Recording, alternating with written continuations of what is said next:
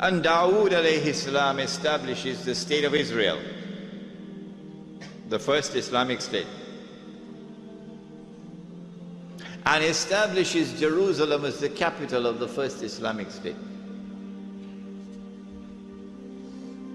And he is succeeded by his son Sulaiman, Nabi Sulaiman alayhi salam.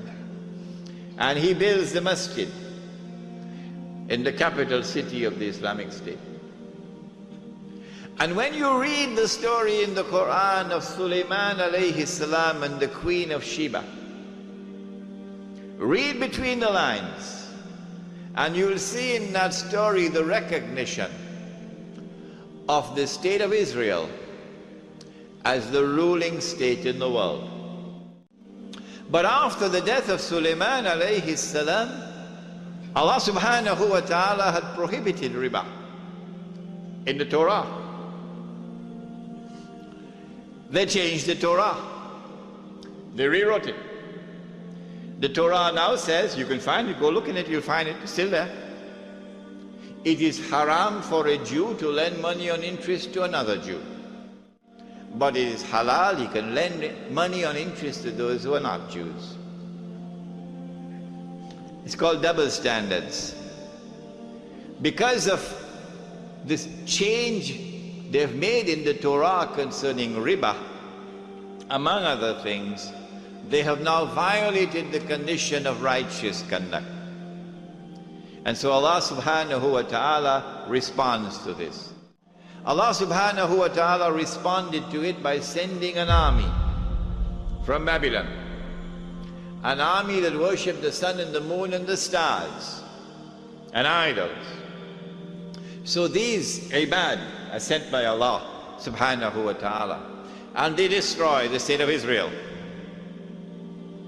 and they destroy the masjid, and they take Banu Israel into slavery in Babylon.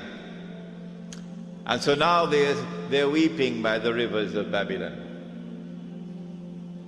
Allah subhanahu wa ta'ala sends a prophet, Isaiah. He sends many other prophets, but this one in particular, to communicate a divine promise. What is the promise? We were told about a divine promise which was communicated to the Israelite people, that Allah was going to send a prophet who would be known as Al-Masih, the Messiah, and who would rule the world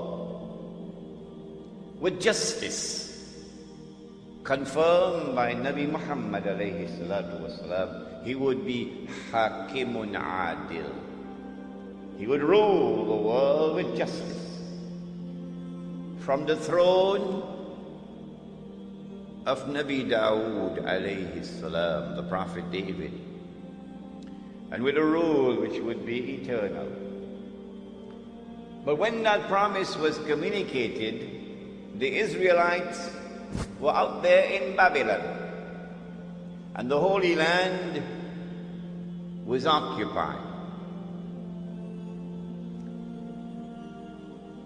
The Israelite people understood that if the Messiah was to fulfill this divine promise,